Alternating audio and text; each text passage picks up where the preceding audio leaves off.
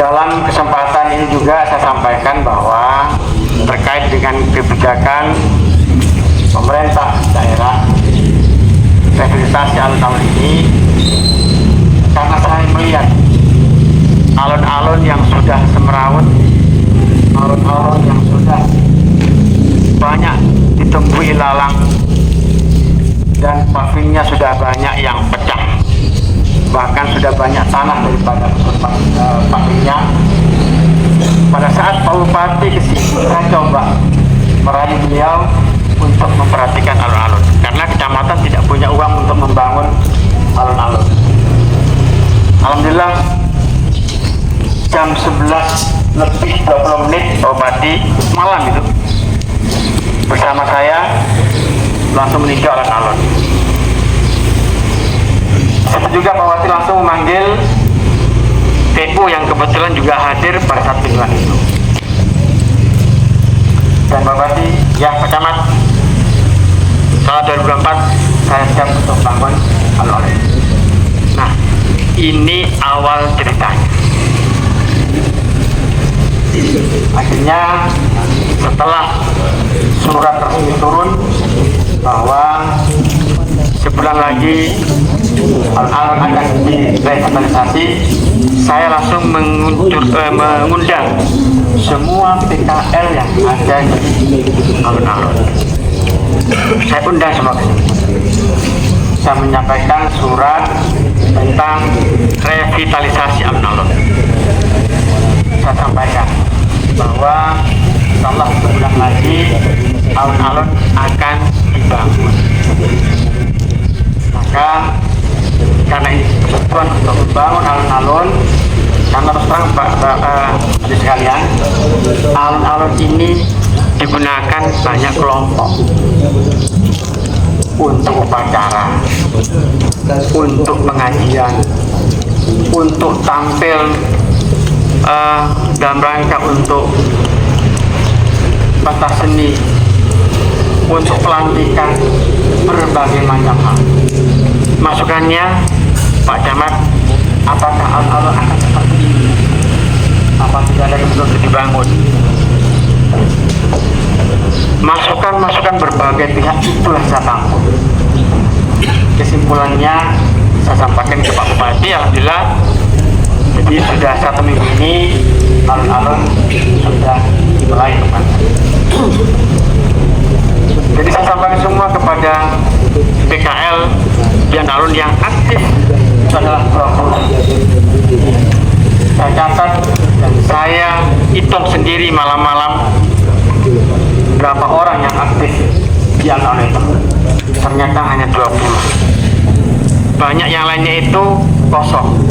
Tidak saya hitung yang kosong, tapi aktif saya hitung ada 20 PKL. Saya mencoba untuk mencari tahu kira-kira Bapak Ibu sekalian PKL, kalau saya lokasi ke tanah milik Pemda gimana? Saya tawarkan. Yang pertama di gudang di belakang Bang Jati ada tanah Pemda. Kalau memang mau di sana, saya akan setting bagaimana caranya bisa pindah ke sana. Yang kedua, ada fasilitas umum di sana.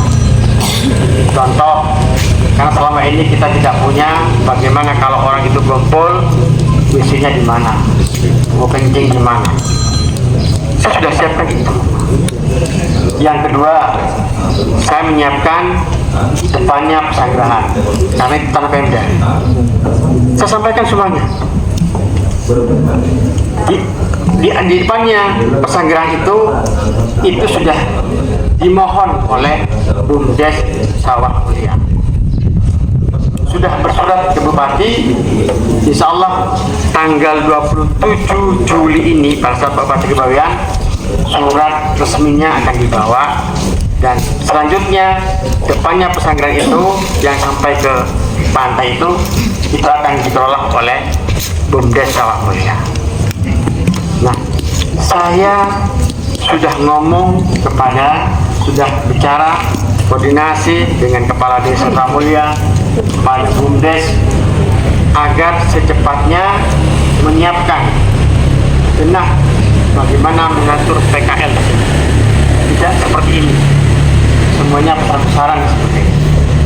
Alhamdulillah Ketua Bumdes sudah menyiapkan gambar, ya insya Allah nanti pada saat resmi pada surat Pak Bumdes Mulia Manakala ini dia sudah menyiapkan ya berbagai bentuk bangunan yang nanti akan dipakai oleh PKL.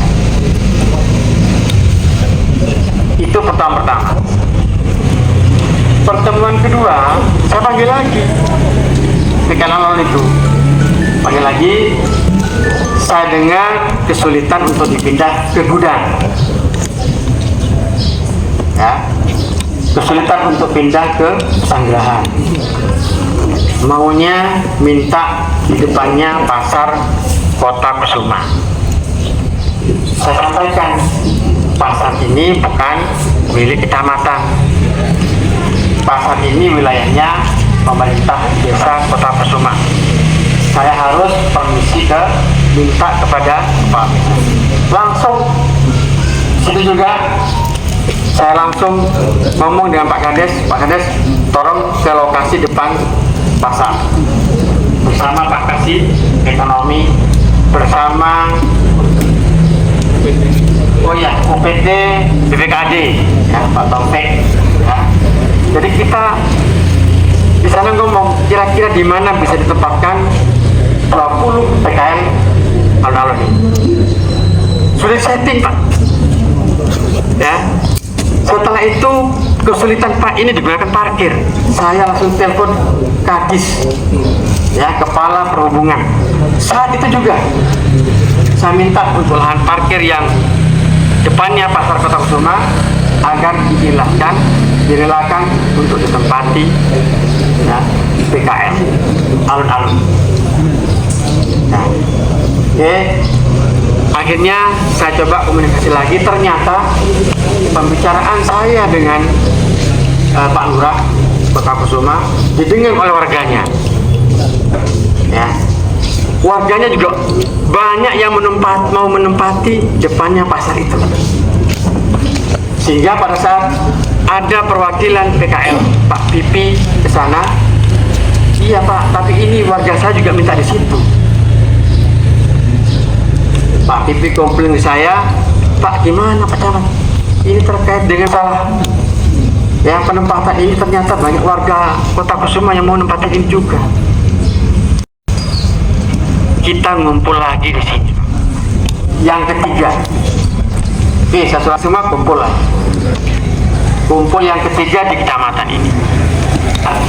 Inilah kesulitannya bahwa PKL tadi saya sampaikan. Kenapa? Kusuma itu depan pasarnya bukan wilayah kecamatan, wilayah kota desa. Kami sulit untuk mengatur. Tapi kalau Bapak mau di gudang, mau di perpustakaan, kami siap untuk mengatur, dibantu Pak dan panggil Pak Kapolsek. Ya Pak, siap. Nah, disitulah terjadi deal PKL saat itu setuju untuk pindah depan perpustakaan. Saksinya Pak dan Ramil, Pak Kapolsek layar itu diwakili Pak Rajak. Ya. Ada juga Pak Taufik, ya, Kepala Sepeda Wilayah Kerja Bawean hadir juga, dan lain-lainnya yang juga hadir, termasuk Pak Kasih Ekonomi Kecamatan. PKL ini ke depan Pesanggerahan, ada yang telepon saya, Ketua PKL-nya Pak Pipi. Mas, saya sudah minta ke PLN agar meter ya, PLN meter alun-alun itu kan milik kita, milik PKL. Bagaimana caranya untuk pindah ke depan Pesanggerahan? Saya kirim surat Pak ke PLN. Saya merekom, saya telepon langsung Pak Ipi, ini surat saya buat, sudah saya koordinasi dengan Kepala PLN, siap untuk membantu mengalihkan meter PLN dari alun-alun ke depan Pesanggerahan. Dan air Saya koordinasi dengan Pak Wega. Pak Wega, airnya gimana? Disiapkan oleh Pak Madi, Pak. Disiapkan. Ya, ambil di Koramel sementara. Ya, untuk air, kebutuhan air pindah. Apa namanya, koordinasi dengan Pak Madi, Pak Wega. Ya. Termasuk kalau membutuhkan listriknya Koramel, monggo. Yang ada di depannya Koramel biar tidak terlalu jauh dari kabel itu, suruh ambil depan Koramel. Nah, itu jalannya, Mas Wah. Ya. Nah, kalau sekarang saya setelah Forkopimcam ini dianggap pedagang non mangsal, ini saya bertanyakan, tidak manusia juga. Karena terus terang saya sangat memperhatikan sekali, ya, sambil kita mengevaluasi. Saya sudah ngomong ke PKN. Jadi evaluasi ini kita terus evaluasi. Yang terbaik bagaimana?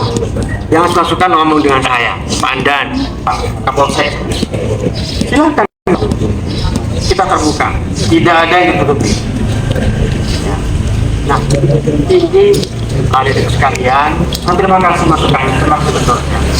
Tapi kalau apa yang sudah kita jalankan, saya koordinasikan bersama Forkopimcam ini, masih ada yang kurang, wajar, saya sebagai manusia, tidak ada manusia sempurna. Ya, pasti ada kekurangan. Nah, inilah saya terima, ya. Meskipun kurang, saya terima. Saya manusia sebagai kekurangan, perlu ada mungkin masukan dari adik mahasiswa terkait dengan masalah relokasi.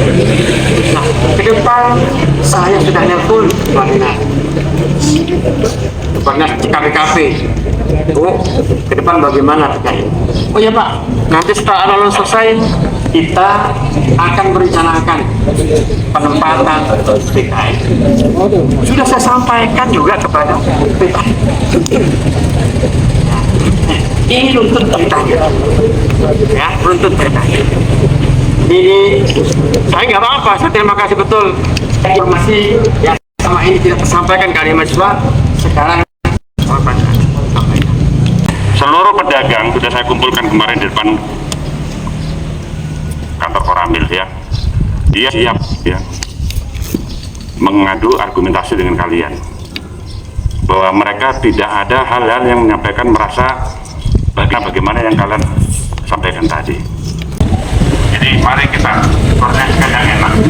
Pedagang yang mana yang merasa teraniaya, tolong suruh menghadap kemarin. Kemarin sudah saya kumpulkan, tidak ada yang teraniaya, semuanya oke-oke saja. Pak Pipi juga oke-oke saja. Sekarang melakukan suatu orasi non manusiawi, ini sangat miris bagi kami. Saya kecamatan, saya tidak terima, ya. Saya sebagai dana manajer masih mau berpartisipasi memfasilitasi mereka dengan airnya, listriknya, tempat, ya, agar mereka bisa makan. Yang kalian dengar tadi, itu orang tua kami cari makan dan segalanya untuk anaknya sekolah.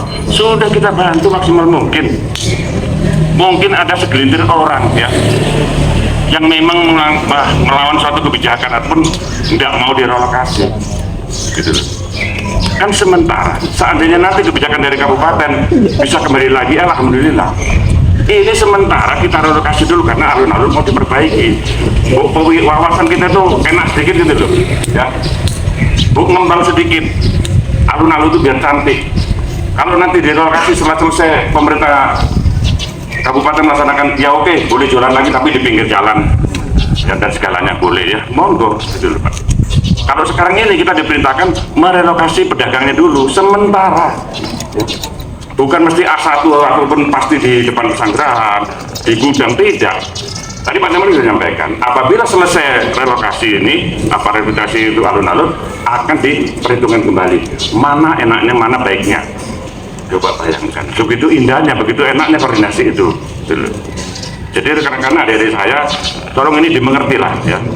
Jangan aspirasi-aspirasi sampai semuanya membuat suatu keonaran, membuat suatu masalah bagi kita semuanya. Kalau kita melaksanakan suatu kegiatan, berpikirlah sebab dan akibatnya. Kalau saya merasakan seperti ini, apa sebabnya, nanti apa akibatnya pada kami, apa akibatnya pada yang lain. Saling berkolaborasi gitu loh. Kita kan terbuka, monggo kita koordinasi yang enak. Kita datangkan pedagangnya yang menolak ataupun yang tidak senang. Maunya bagaimana? Maunya enaknya bagaimana? Kan gitu. Boleh sampai semua menyampaikan aspirasi dari bawah. Ya. Tapi berapa persen yang dari bawah yang menyampaikan aspirasi pada kalian dibandingkan yang menerima relokasi? Banyak mana yang menerima atau yang tidak menerima? Dari kita kasih masukan, kita sudah sampai mengumpulkan 22 orang, hadir semuanya Pak di sini. Ya, hadir semua di kecamatan. Sampai 3 kali kita koordinasi yang matang, koordinasi yang enak, gak ada masalah. Sekarang tiba-tiba muncul suatu kegiatan sampai semua menolak kebijakan tersebut. Kami sudah coba memfasilitasi seindah mungkin, tidak ada yang tersakiti, tidak ada permasalahan, semuanya sudah kita fasilitasi, relokasinya sudah ada. Pewarta Basit Gaul Media Bawean.